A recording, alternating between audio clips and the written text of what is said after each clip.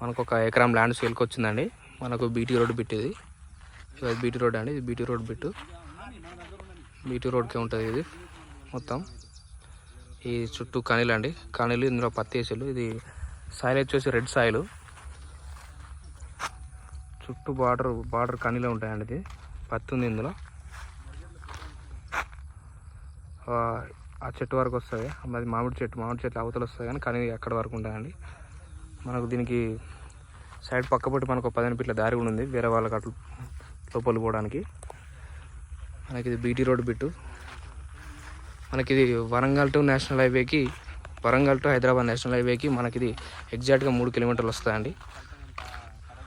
మనకి ఇది విలేజ్ కూడా 3 కిలోమీటర్స్ ఉంటుంది. ఇది బీటీ రోడ్ అండి. సాయిల్ వచ్చేసి రెడ్ సాయిల్ ఫుల్.